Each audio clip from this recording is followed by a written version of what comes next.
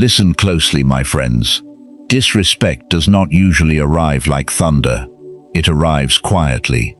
A joke that cuts a little too deep. A message ignored for days. A promise broken without apology. A decision made as if your voice did not matter. Someone interrupts you, and you laugh it off. Someone minimizes you, and you pretend you did not notice. Someone crosses a line, and you tell yourself, it is not that serious. But deep inside, you know, it is serious. Because disrespect is rarely just one moment. Disrespect is a test. It is a hand placed gently on the boundary of your dignity, waiting to see if the boundary will hold. And every time you smile when you should be still, every time you apologize when you did nothing wrong, every time you explain yourself to someone who is not listening, every time you accept treatment that makes your soul feel smaller, you are not keeping peace. You are teaching people the price of your dignity. And if the price is too low, the world will keep buying it. This is where Stoicism becomes more than philosophy. This is where it becomes survival. Marcus Aurelius did not live in a world of soft voices and gentle people. He lived among ambition, betrayal, ego, pressure, disease, war, and political enemies. Epictetus began life without social power, without status, without freedom. Yet he discovered a truth no external master could take from him. Seneca lived close to emperors, wealth, danger, envy, and death, and he knew that a weak mind becomes a servant even when the body is free. And Machiavelli, though not a Stoic, understood one brutal law of human behavior. People study power, they study weakness, they study what they can get away with. So today, we are not talking about revenge. We are not talking about shouting louder. We are not talking about becoming cruel, bitter, or cold. We are talking about something far stronger. How to stop disrespect at the root. How to protect your peace without begging for respect. How to become so internally governed that people feel your boundary before you even speak. Because respect is not created by pleading, respect is created by presence, by standards, by self-command, by consequences, by the quiet certainty of a person who is willing to walk away from anything that insults his soul. So listen carefully, because this is not just about how people treat you. This is about what you have been permitting. And by the end of this video, you will understand how to close the gate of the inner citadel and stop handing your peace to people who never earned access. Before we begin, write one word in the comments that describes the version of yourself you are building. Calm, disciplined, unshakable, respected, free. Write it now, because the first step in becoming dangerous to disrespect is naming the person you refuse to betray again. The first lesson is this. Disrespect begins where your boundary becomes unclear. People do not always cross your line because they are powerful. Sometimes they cross it because you never made the line visible. A person tests you in small ways before they disrespects you in larger ways. They make a comment that sounds like a joke, but feels like an insult. They cancel plans without care. They speak over you. They delay replying until your attention feels cheap. They take your kindness and treat it like obligation. They watch, they observe, they measure. And the moment you excuse what you should have corrected, they learn something. They learn that you will choose discomfort inside yourself to avoid discomfort outside yourself. They learn that you would rather betray your own dignity than risk disappointing them. That is the beginning of the pattern. Not because you are weak by nature, but because you were trained to confuse peace with silence. You were trained to believe that being easy to deal with is the same as being good. You were trained to think that if you are patient enough, kind enough, useful enough, loyal enough, people will naturally respect you. But Stoicism teaches a harder truth. Virtue is not weakness. Kindness without self-respect becomes servitude. Patience without boundaries becomes self-abandonment. Humility without courage becomes fear wearing holy clothing. The Stoic does not need to dominate people, but he also does not offer his dignity as a sacrifice to keep them comfortable. Ask yourself honestly, where have I been too available? Where have I been too quick to apologize? Where have I laughed at something that actually wounded me? Where have I stayed silent, not from wisdom, but from fear? That question may hurt. Good. Pain is sometimes the sound of truth entering a place where lies have lived too long. The disrespect you tolerate in small moments becomes the atmosphere you live in later. If you do not correct the whisper, do not be surprised when it becomes a shout. The second lesson is this: do not explain your pain to someone committed to disrespecting you. Many people make the mistake of thinking every disrespectful person simply needs more information, so they explain. They say, "That hurt me." They say, "I felt disrespected." They say, "I wish you would understand." There are moments when honest communication is wise. With mature people, speak clearly. With sincere people, explain. With people who love you and are capable of reflection, conversation is powerful. But when someone has shown you that they enjoy dismissing you, mocking you, using you, or testing your limits, your explanations become currency. You are giving them a map of your wounds. And immature people do not always use maps to heal. Sometimes they use them to find the next place to strike. This is why the Stoic first observes. He asks, is this person wise enough to receive my honesty? Have they shown remorse before? Do they correct themselves when they are wrong? Do they care about truth or only control? If the answer is clear, stop explaining. Become still. There is a power in non-reaction that many people never learn. When someone throws disrespect at you, they expect movement. They expect anger. They expect defensiveness. They expect nervous laughter. They expect you to chase them for approval. But when you do not react, the pattern breaks. You look at them. You hold your center. You let the silence sit. Not with hatred, not with fear, but with calm observation. Silence is not emptiness. Silence is a mirror. It forces the disrespectful person to hear the weight of their own words. It removes your energy from the performance. It says without shouting, "You do not have enough power over me to make me lose myself." This is the discipline of the inner citadel. The gate does not open for every voice outside. The guard does not panic because someone knocks loudly. The fortress remains still, and stillness unsettles people who expected control. They may say, "I was just joking." They may say, "Why are you so serious?" They may try to make your boundary look like weakness. Do not rush to defend your calm. Your calm is already the answer. The moment you start begging them to understand your boundary, you make them the judge of your dignity. Never do that. Your dignity is not a debate. The third lesson is this: learn the wisdom of the fox. Machiavelli wrote about the fox and the lion because power requires two different forms of strength. The lion is force. The fox is perception. The lion shows the boundary. The fox detects the trap. Most disrespect is not direct at first. It hides inside humor. It hides inside compliments. It hides inside questions. It hides inside casual comments that give the speaker room to deny intention later. You are actually smart for someone like you. You look good today. What happened? Must be nice to have so much free time. I did not expect you to understand that. These are not always jokes. Sometimes they are tests wrapped in softness, and the old version of you may have taken the bait. You laughed.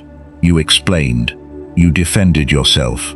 You tried to prove that you were not lazy, not weak, not foolish, not selfish, not whatever label they threw at you. But the fox does not jump into traps. The fox notices the trap and remains free. A powerful response is not always a long response. Sometimes the strongest response is a calm question. What do you mean by that? Say it slowly, not angrily, not emotionally, just calmly. What do you mean by that? That question drags hidden disrespect into daylight. Now they must explain what they meant. Now the insult cannot hide behind a smile. Now the passive aggression must either become honest or retreat. This is not manipulation. This is clarity. The Stoic does not attack shadows. He brings a lamp. Another method is calm agreement without surrendering your self-respect. If someone says, "You are too quiet," you say, "Sometimes." If someone says, "You have changed," you say, "Yes." If someone says, "You think you are better now," you say, "I think differently now." You do not wrestle with every label. You do not beg them to see your heart. You do not fight over their interpretation. A stone thrown at fog does nothing. Become fog when the attack is childish. Become stone when the boundary is serious. That is wisdom. To know when to soften, when to stand, when to speak, and when to disappear. The fourth lesson is this. When disrespect repeats, words must become consequences. There is a time for silence. There is a time for patience. There is a time for correction. But when someone repeatedly crosses the same line, the issue is no longer misunderstanding. It is permission, and permission must be withdrawn. This is where many people fail. They keep warning, they keep explaining, they keep threatening. They say, "If you do this again, I will leave." Then the person does it again, and they stay. They say, "I will stop helping you." Then the person disrespects them again, and they help. They say, "I am done." Then they return the next day, desperate for the same attention that wounded them. This destroys self-respect. Not all at once. Slowly. Every broken promise to yourself teaches your soul that your words are empty. The Stoic understands that a boundary without consequence is only a suggestion. Do not announce strength. Practice it. If someone constantly wastes your time, stop giving them access to your schedule. If someone repeatedly interrupts you, stop performing for their attention. If someone only reaches out when they need something, stop being instantly available. If someone treats your presence like a right, let your absence remind them it was a gift. This is not cruelty. This is order. People learn from patterns more than speeches. When your warmth disappears after disrespect, they learn. When your access decreases after disrespect, they learn. When your attention withdraws after disrespect, they learn. When your life continues without chasing them, they learn. And even if they never learn, you have learned something greater. You can survive without their approval. That is power. Not the power to control others, the power to stop being controlled by the fear of losing them. A free person is difficult to disrespect because a free person can leave. Not always loudly, not always dramatically. Sometimes leaving means emotional distance. Sometimes it means fewer explanations. Sometimes it means a shorter reply. Sometimes it means no longer offering your deepest self to someone who only handles it carelessly. Sometimes it means physically walking away. But whatever form it takes, the message is the same. My peace is not available at any price. The fifth lesson is this: withdraw your energy before you lose yourself. When people feel disrespected, many do the worst possible thing. They try harder. They become more available, more pleasing, more useful, more desperate to prove their worth. They send longer messages. They explain more. They overgive. They perform loyalty. They try to win back the person who lowered their value in the first place. This is how dignity dies. The Stoic does the opposite. He returns inward. He withdraws energy. not to punish, but to recover. There is a difference between silent treatment and strategic withdrawal. Silent treatment is used to control another person. Strategic withdrawal is used to regain control of yourself. You stop pouring your mind into people who keep spilling it on the ground. You stop sharing your plans with those who mock your ambition. You stop giving emotional access to those who use emotion against you. You become polite, but no longer exposed. Kind, but no longer available for misuse.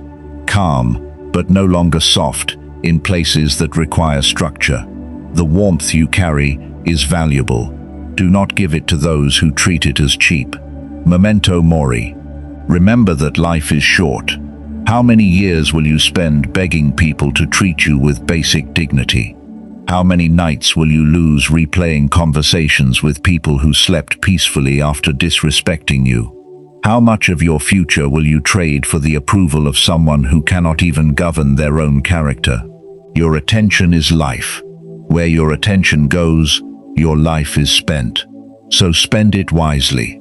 Spend it on your body, your craft, your mind, your purpose, your discipline, your spiritual growth, your family, your mission. Build a life so full of meaning that disrespect has nowhere to sit. A person without a mission becomes a slave to every relationship. A person with a mission becomes anchored. When your life has weight, people's opinions lose power. When your purpose is clear, disrespect becomes information, not identity.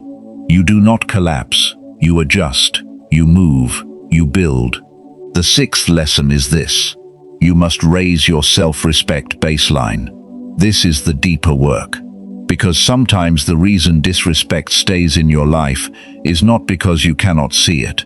It is because part of you recognizes it. It feels familiar. Maybe you grew up where love came with criticism. Maybe you learned to earn affection by tolerating pain. Maybe you were praised for being quiet, obedient, easy, and never causing trouble. Maybe you became the person who keeps everyone comfortable while slowly disappearing inside. So when someone disrespects you now, your mind hates it, but your nervous system knows it. It feels like home. That is why you stay. That is why you explain. That is why you try to fix people who keep breaking your peace. The Stoic path requires you to reset the inner standard. You must build the inner citadel, a fortress within your own mind where your worth is not voted on by the crowd. This begins with how you treat yourself when no one is watching.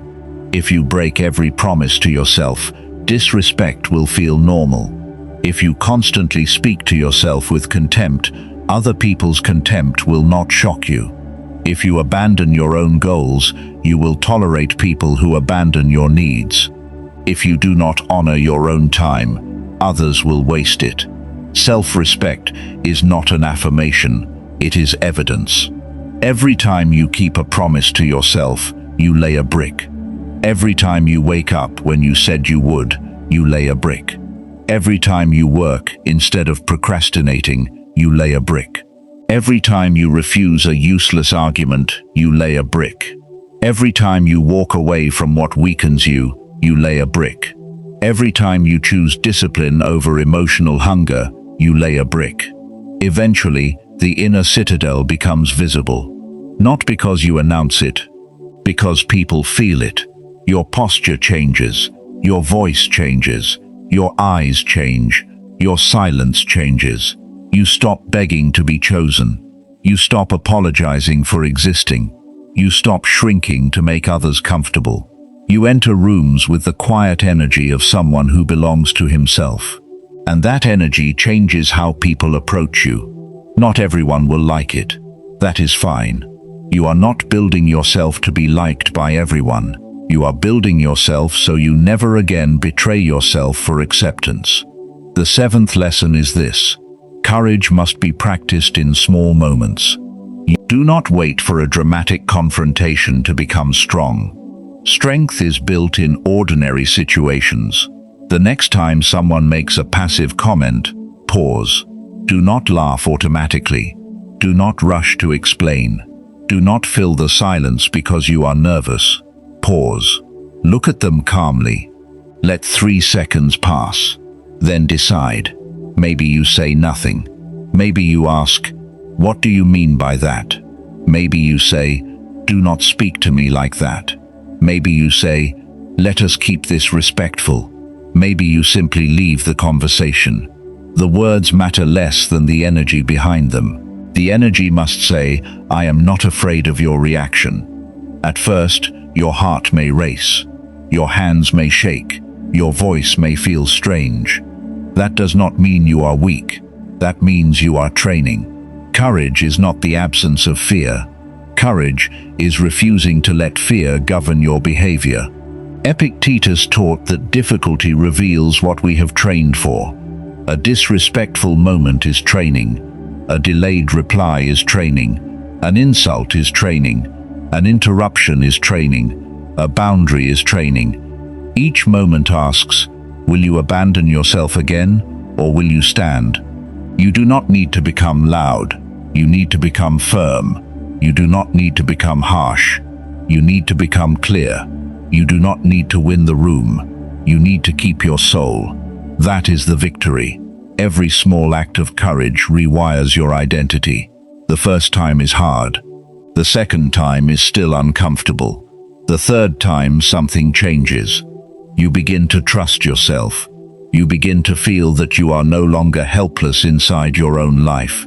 And one day, what once terrified you becomes natural. You no longer try to set boundaries. You become the boundary. The 8th lesson is this: integrate your strength without becoming cruel. Many people hear the word power and become corrupted by it. They think self-respect means arrogance. They think boundaries mean coldness. They think strength means domination. That is not Stoicism. Stoicism is not weakness, but it is also not cruelty. A Stoic is not harmless because he is incapable of force. He is peaceful because his force is governed by reason. There is a difference. A weak person is kind because he fears conflict. A strong person is kind because he has chosen virtue. A weak person is silent because he is afraid. A strong person is silent because silence serves wisdom. A weak person walks away because he cannot handle confrontation. A strong person walks away because not every battle deserves his soul. You must know that you can defend yourself. You must know that you can speak firmly. You must know that you can leave. You must know that you can survive disapproval. You must know that you can disappoint people and still remain whole. This is what gives kindness its dignity. Kindness without strength becomes permission. Strength without kindness becomes tyranny. The Stoic seeks the union of both, the lion and the sage, the sword and the discipline not to draw it unnecessarily, the power to speak and the wisdom to remain silent, the ability to walk away and the humility to forgive where forgiveness is wise. This is mature strength, not the noisy strength of ego, the quiet strength of self-command. When someone disrespects you, they are asking a question, not always with words, but with behavior. Can I treat you this way? Your response must answer, not with rage, not with begging, not with explanation, with standard, with consequence, with calm, with absence when necessary, with the unshakable energy of a person who has already decided, I will not be ruled by fear. The 9th lesson is this: count the cost of tolerance. Many people think disrespect is free. It is not. It costs you sleep. It costs you confidence. It costs you focus. It costs you creativity. It costs you the respect you have for yourself. It can cost you money because you are afraid to ask for what you deserve. It can cost you love because you stay where you are treated like an option. It can cost you health because swallowed anger does not disappear. It settles in the body. Every time you ignore your own truth to keep someone else comfortable, something inside you records it. The body remembers, the mind remembers, the soul remembers, and eventually, the anger you refuse to express becomes resentment. The resentment becomes bitterness. The bitterness becomes exhaustion. The exhaustion becomes a life that feels smaller than it should. Ask yourself, what has my tolerance cost me? What opportunities did I lose because I was afraid to be difficult? What relationships did I keep long after they became disrespectful? What version of myself did I bury to avoid conflict? That question is not meant to shame you. It is meant to wake you. You cannot change what you refuse to see. Amor fati does not mean loving disrespect. It means using even your painful history as material for transformation. Yes, you tolerated too much.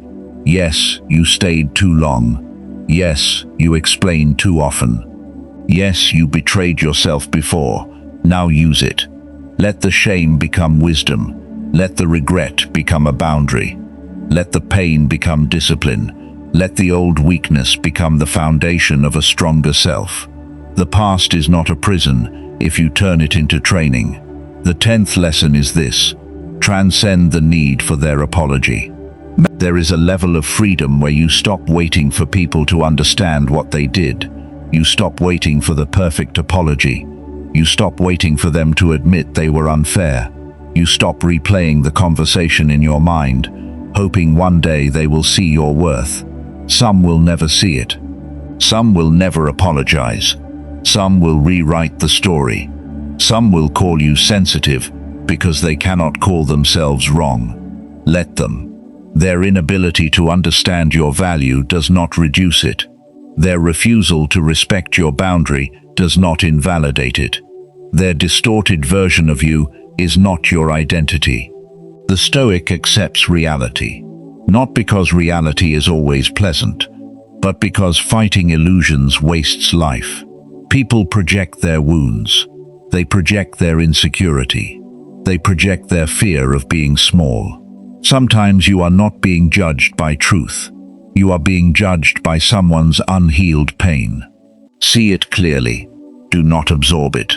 When someone disrespects you, instead of asking, "What is wrong with me?" ask, "What is this revealing?" Is it revealing their insecurity, their entitlement, their lack of discipline, their inability to handle your growth, their need to feel above you? This shift changes everything. You stop being the victim of their behavior and become the observer of it. You are no longer trapped inside the insult. You are above it, studying it. That is power, not coldness, clarity. The storm may continue, but you become the eye of the storm, still, centered, untouched in the place that matters most. Now here is your mission. For the next 7 days, observe. Do not rush to react. Do not immediately defend. Do not apologize automatically. Watch your patterns. Watch when you shrink. Watch when you laugh at something that wounds you. Watch when you over-explain. Watch when you chase people who give you crumbs. Watch when you silence yourself because you fear rejection. Just observe. Then choose one moment, one small moment, where the old you would have folded, and hold the line, hold the silence, hold the gaze, hold the boundary. Say less than you normally say. Explain less than you normally explain. Apologize only if you are truly wrong. Withdraw from what lowers you.